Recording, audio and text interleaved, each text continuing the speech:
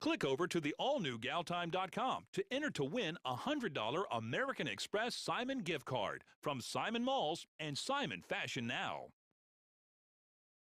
In our Gal Time today, we've been chatting about getting the kids to behave when you're at those holiday dinner parties. And you know, we brought in an etiquette expert, Marley McKee from Manners Mentor Incorporated, to help you out. Good morning, Marley. Good morning. Oh, this is great to have you because so many parents are, confused and may not know exactly what to do around the holidays. It's stressful enough. What is the value, though, of teaching the little ones good manners? Manners, a lot of people tend to think that they died out about the time that we stopped wearing hats and gloves to the grocery store. Yeah. But it's so untrue. They've kept up. They've evolved to meet the needs and sensibilities of our current culture. The value to our children are immense because at the core of etiquette, it's not the strict social code.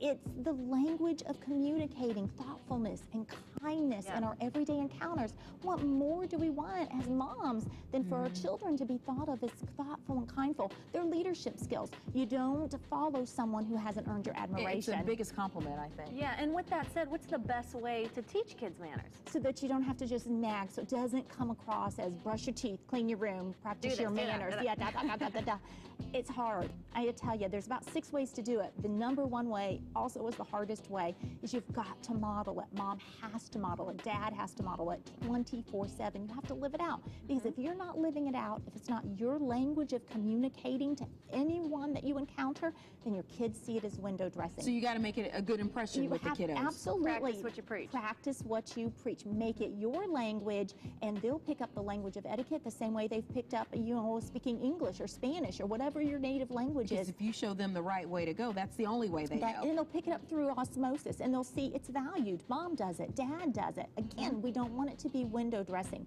And if we're only on our good manners when we're in front of each other, and at home we're screaming, we're yelling, we're texting, we're not paying any attention to anyone, the kids are going to say, oh, manners are window dressing. Forget it. How do you teach them to be respectful? It's not done overnight, let me tell you. I think probably the most important thing about being respectful is that you have to be respectful in the way that you look at others, that you greet people with a smile, you stand up to show I'm coming out of my comfort zone to meet you, and also in order to show respect is that you speak to others as if you're really in the moment. So you can't act bored, that's for sure. No, you can't. There's nothing worse than the proverbial teenager or tween sitting in the middle of a holiday event, a crowded family room, and he or she is just texting, rolling her eyes, kind of doing this with the hair. I'm like ready to go. That's the worst when they say, Mom, when can we leave? Sure. When can we leave? Thank you so much. Play. Great information, right? For sure. And if you want some more information, you can go to our website, dailybuzznow.com. Just click on the Read Buzz tab.